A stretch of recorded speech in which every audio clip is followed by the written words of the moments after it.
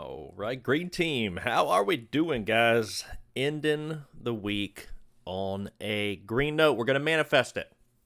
We're going to manifest it. Perfect fall. Kayvon in the building. Uh, you guys, sounds like you've had a decent week. This week for me has been real tough. Real tough. Yesterday, I was so aggravated because it was like the APM and the what was it? TIX, something like that. And it's like, man, I'm not going to focus the overcrowded name. I'm going to short the one that doesn't get the mob shift on it. And then, but they just kept bouncing back and forth. And so, man, I felt like I was in a wash machine getting tossed around on those plays. But you got to know when to step away. That's what I told somebody on X yesterday that was blowing up on these tickers. They showed the charts, but they're just trading them too much. You gotta have the discipline to know when to step away. So sizing, risk management. Take no more than 2 losses per ticker and just move along. But today, guys, I'm ready to take my anger out on the market. Sizing. I wanted to talk about that perfect fall. Mentioned sizing. Man, so the power of scaling is such an interesting conversation. Like, certainly through journaling and looking back at my trading, I've noticed, like, okay, when I scale something and it doesn't work, and every other trade, single entry is working out, I'm still red. So the scaling into some of these plays is painful. It's painful because not probably a decent chunk of the time they don't work out. So I'm trying to get in a better habit of scaling, like, even when I'm green. You know how we were talking yesterday about how, like, you got to get comfortable being in the red? Well, for some reason, I'm comfortable being in the red. I'm uncomfortable being in the green. It is very weird. Like, I see green and I'm like, I got to take this off quick. I got to get the green, get it and run. Rather than be like, okay, let me get a little greedy on this name. I'm convicted with this trade. Let me actually, like, scale into it on the way down. You remember that chart I sent to you, Kayvon? That trader who was just, like, shorting all the way down. All right. Thar is one of these trades that I am building a position on right now. So with that being said, there was let me pull it up.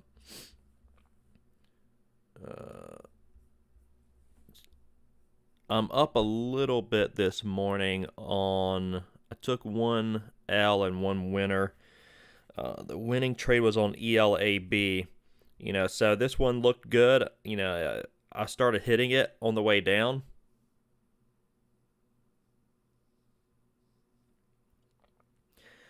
Sized into a little bit more. Didn't let it work out all the way, but took had 700 shares there, which is more than usual for me. So I hit it a few different times. EEIQ, I do like this one. I'm going to be monitoring it. I just stopped out of it for now as it was approaching the highs. I like Perfect Fall's idea there, like wait for the confirmation over anticipation. So wait for the highs to develop, and then you have clear risk that you can size into. But normally it's like they know that. They know people's strategies. There's the stop right there. So I need to get better at, like, giving them some room over that stop. Even Thar, for instance. Thar has a clear risk guide here. It's like the previous close right around $5 there. I mean, if she pops up there, I'm sized enough on this thing, it's going to hurt. So I probably can't give it all the way up to the previous close, 497, unless I pull out of this a little bit.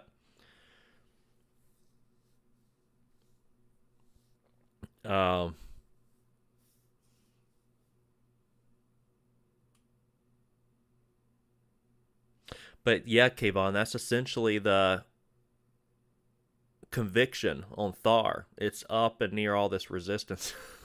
And it should certainly, this one's up a lot, like 500% off of $1. And we formed nearly a doji star yesterday. We got some longs up here, so I'm looking, for Friday profit taking. That's the idea here.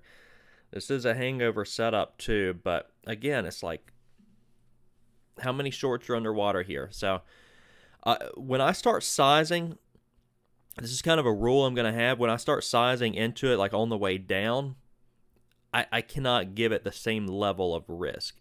I mean, if it's working and I size into it, it's pretty much has to keep working because I've brought my average down too much to the point where this trade's going to hurt if it doesn't work out at that point.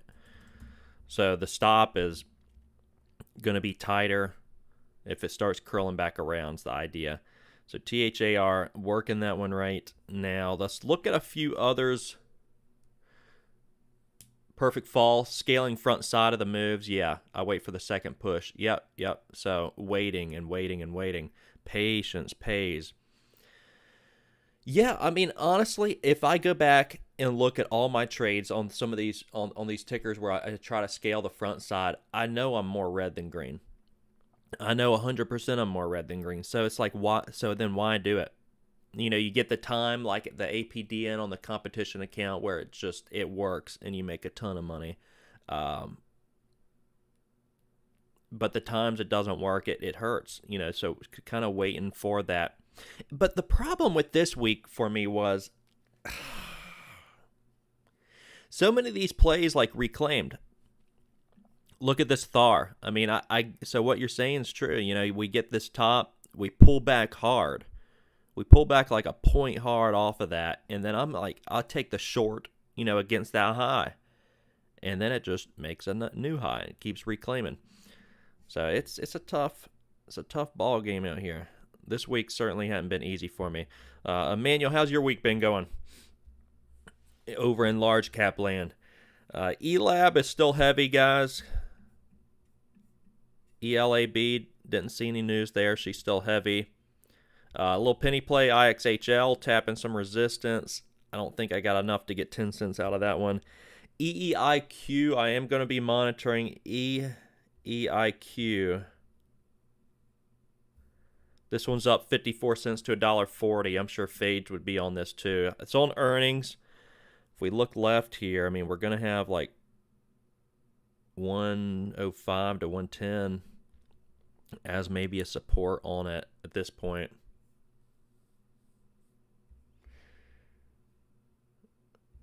All right, let's flip through a couple more. GXAI, I could see this one heavy and fading too. Up from $1 last week. Yesterday had a strong zombie hour close, GXAI. I actually like this one. I might hit it. I might hit GXAI. And then hangover play SLQT. This was on earnings yesterday. This is bread and butter hangover, though. Very quiet after hours pre-market. A lot of volume yesterday, so likely going to see profit taking. I have an order out to get involved with SLQT. Not a ton of room to drop, though, is the concern. We're only up about 70 cents, 180 to 250. But bread and butter play there. Let me see if there's anything else. Let me know if there's any tickers you guys want me to look at. AEMD ended up being a short squeeze, dude. They've been squeezing shorts out like left and right this week. This thing was perfectly heavy against pre-market resistance. It worked out great. And then end of day, just shooting up, squeezing out shorts. They've been hunting them a lot, guys. APM, maybe we're backside heavy now. We're heavy against the VWAP so far on APM. And Thar, I'm going to try to work that one backside. Anything else? We could see some plays like Open and Wolf, WULF. Those are the high short interest plays, Wall Street bet plays. So keep those in mind. ELAB, I'm going to be watching that one against the highs. And EEIQ, those are in play. But I'm looking to I'm telling you guys, I'm looking to trade larger size on the more convicted trades that I have. Like yesterday, RUN, I was highly convicted on. You guys saw me probably in the chat. I was salivating on that one and barely hit it. And then I get heavy on the APMs and that I say I'm not going to do. It's just annoying. Do as I say, not as I do. So I'm not doing that so far today. Thar, I am in a little heavier here relative to the account. So we're green a little bit. ELAB, I'm going to be monitoring that against the highs. And then outside of that, guys, Let's see what the market gives us. Let's focus in. Mr. Emmanuel, yeah, red week here too, but I'm trying to, the mind's got to be stronger than the emotions. So I'm trying to stay mentally strong and honestly looking for today to be the end of the bull run in small caps this week. I'm looking to take over here. Green team is going to be taking over because I was telling Perfect Fall, like the things, there's ebbs and flows to it. Like the longs get overconfident because everything's like, just buy high and hope higher. It works every time. It's not my strategy, man. I can't do it. I mean, I just cannot do it. Like, why not just buy something that's up 500%? It's just not in my. It's not part of me, man. It's hard for me to do that. All right, so Thar, I'm just monitoring this one out of the gates because if this thing pops up, I'm gonna be taking it off back up probably to like 475-ish. Let's hope we don't get another Thar run today. This thing's up a ton. In fact, I can just put the stop here on it. Let me put it at like 480. 480 stop on Thar, and let me focus my attention elsewhere.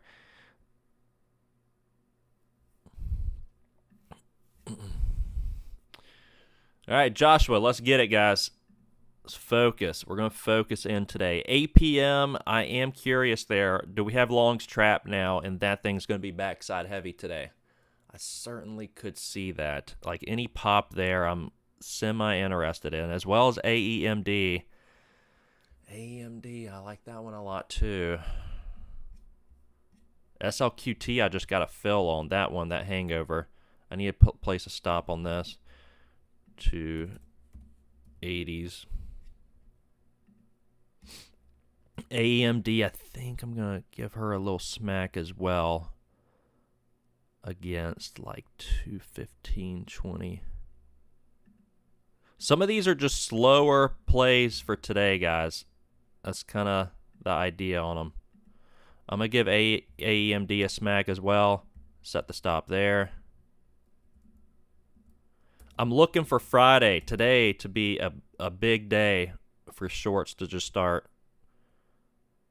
taking over.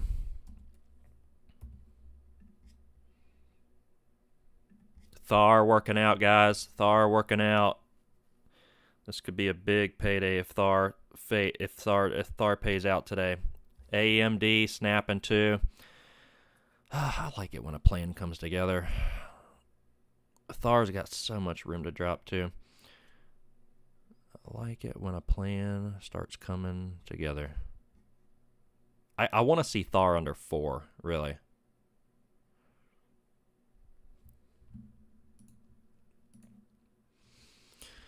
Okay. AMD getting hit hard. GXAI is another one I wanted to look at. GXAI, I'm probably going to hit that one as well. We got a lot of resistance into that close, GXAI.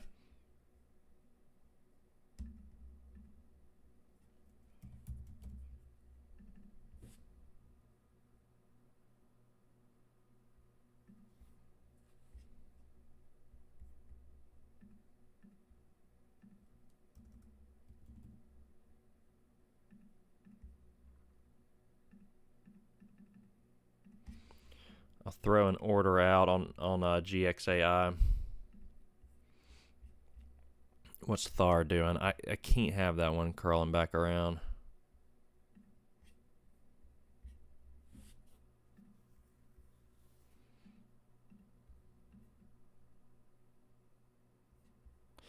Thar hit 431. It's bouncing kind of hard off of that.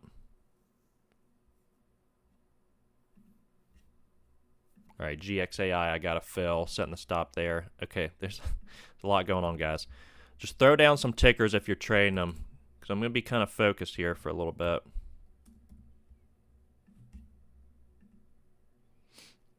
Working 4 tickers right now.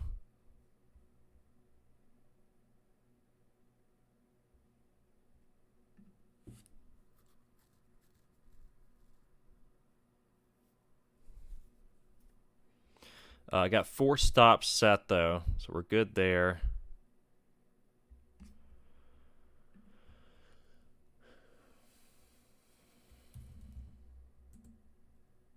XPON, XPON, popping up towards some pre-market resistance. What did EEIQ do? EEIQ, dude, this thing is up a lot. You guys still trying EEIQ?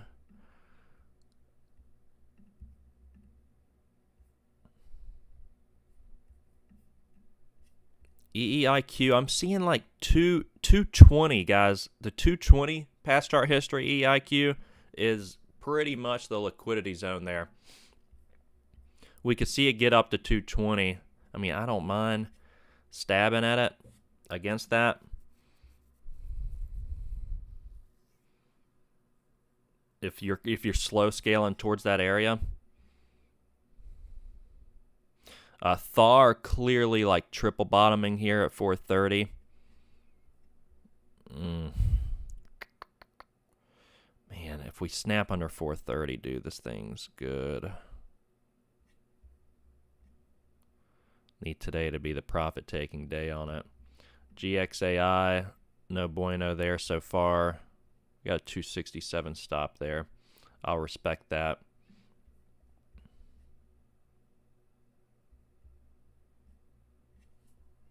And EEIQ. Oh, EEIQ just got hit hard. Are we halted down? Ah. All right, we just halted down EEIQ. Man, was not anticipating an elevator down move like that on EEIQ right now, at least.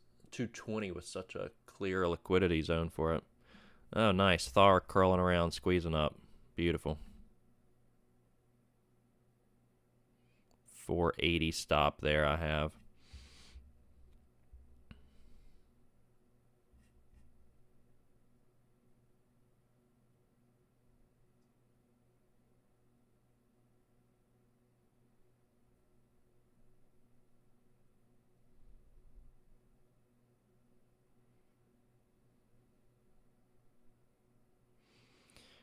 We'll see.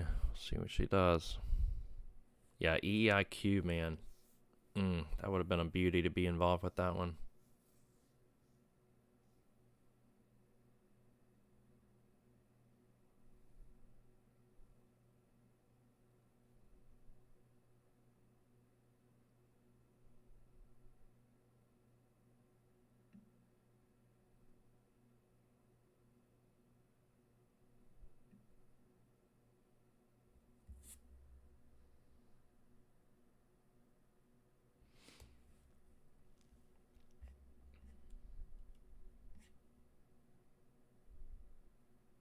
ZM on the move. Okay. Good old Zoom.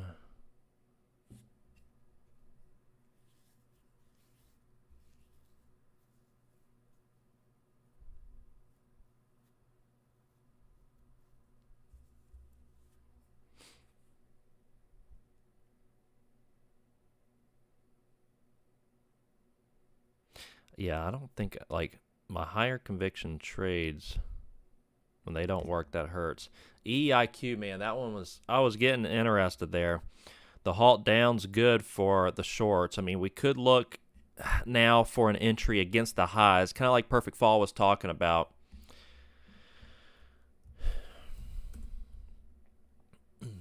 Zoom right at the 200-day moving average as well.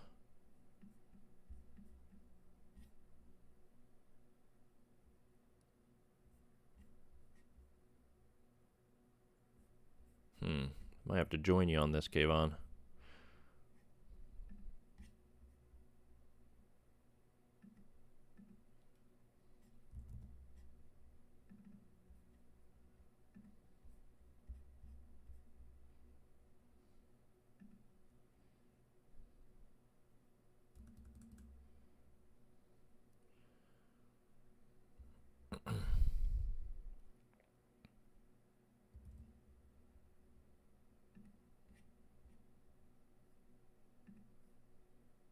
Yeah, Zoom at the 200-day moving average. I'm considering a trade there. Give it like a point higher.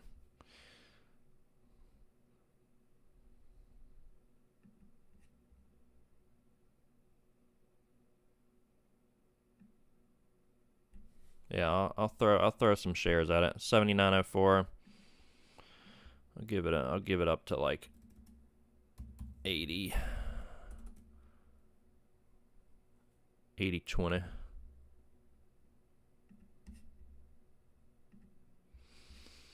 Okay, working 5 right now. All right. EEIQ. I want to turn my attention there. Yeah, at ball, it's been a tough week for me, but you can see I'm trying to take my anger out here on this market. Anger management, 101. Working 5 right now and looking to work 6 here with EEIQ. I think working this EEIQ against the highs is what I'm going to do here. Really like that 220 area. I don't think I can give it all that room though.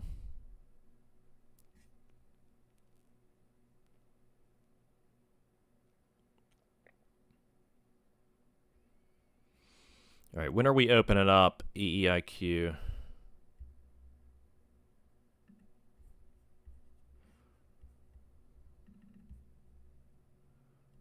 We should be, if it's 5-minute halt, we'll be opening up any second here now.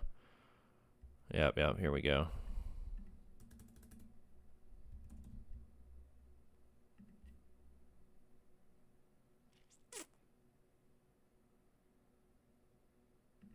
All right, I'm going to get involved at 139. Pretty much against the highs. 139 against the highs. Any pop there, I'm looking to short.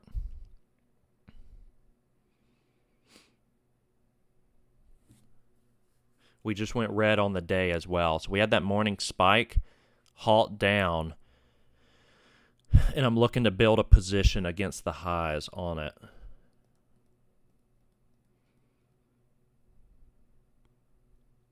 So 139, stop will be, of course, up and over the highs. We discussed that.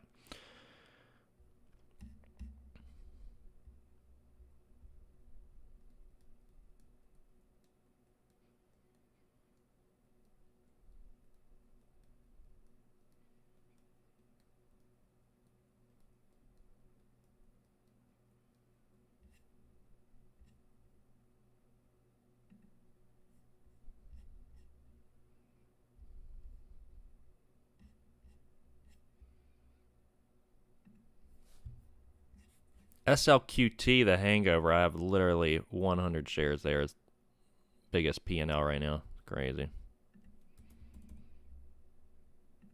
All right. Smacking EEIQ as it's popping up towards the highs. It's going to be one of those halt down reclaims. The 141 average. Mr. Bob, thought about you here recently. How you been doing? Doing some electrician work?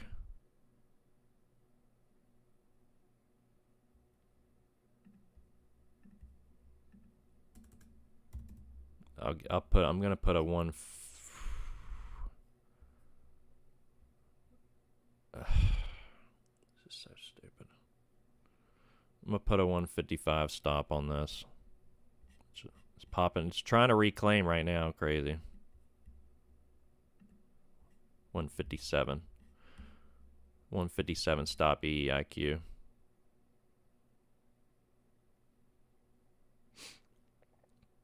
Yeah, this is the market I've been dealing with, guys.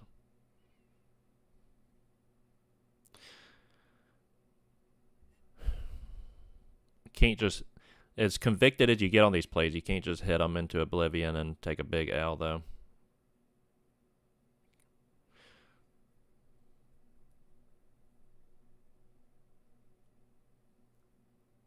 Hey, like, how do you elevator down? This is what we saw. I just pointed it out on Thar, a couple other plays. You elevator down, halt down, and then spike back up. I mean, who's looking this week? Traders have been looking to just buy. If it halts down and looking weak, just scoop it up right when it opens back up. Apparently.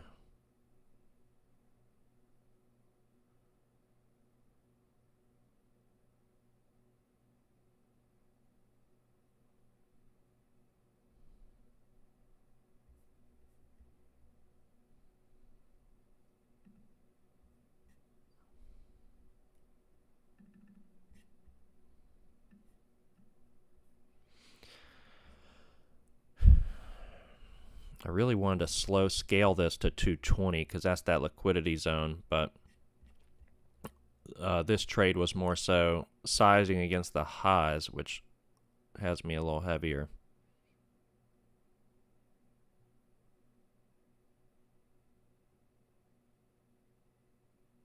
Nice. Yeah, we're gonna pop up to the highs, it looks like.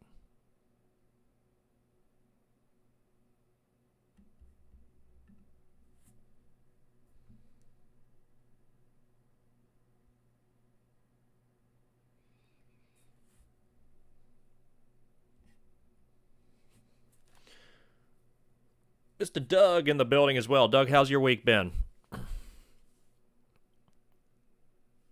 Okay, let's go back down, EEIQ. Come on. Can I get something working this week? Anything? Got 6 trades going. EEIQ, please. Let's halt back down. Head down to $1.20. Let's get some green trades going.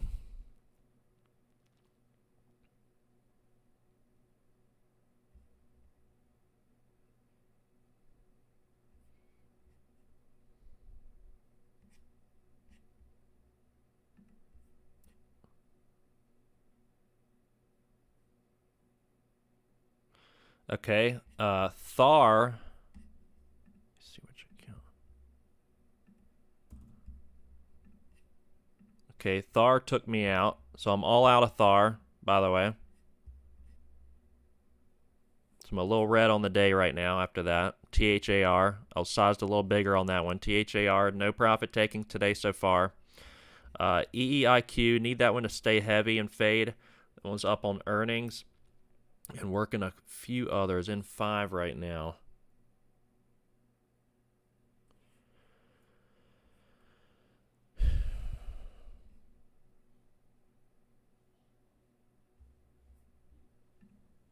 All right, I got the stop set. Let me flip through a couple tickers. Under VWAP 135, EEIQ is going to be good.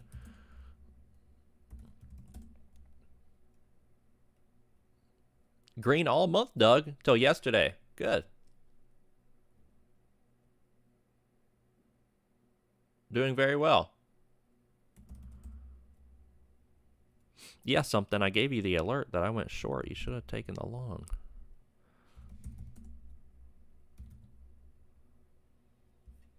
What was this one? LIMN. Oh my God. The one I'm not looking at.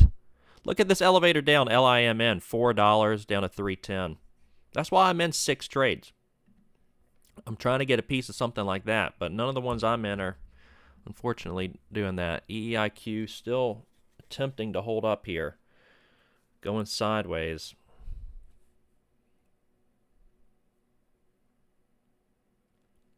Bob, not yet. This has been a rough week for me. I'm red this week.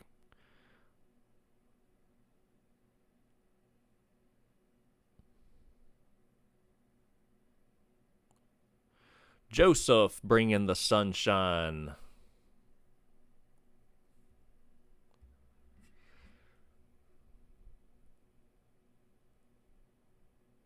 I cannot believe I'm out of 6 trades. LIMN, I didn't take that one. That one shot down a point.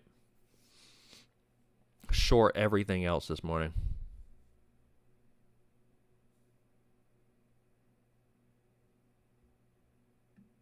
And EEIQ just keeps buying and buying up.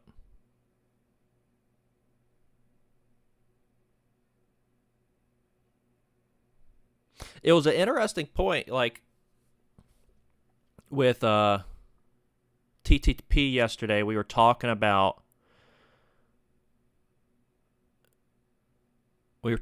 buying power and how a lot of you won't see significant moves on like plays under $1, for instance, because there's no like leverage. Brokers don't typically give you leverage for under $1 plays. I know CMEG's like under 5, I believe the leverage is slightly different.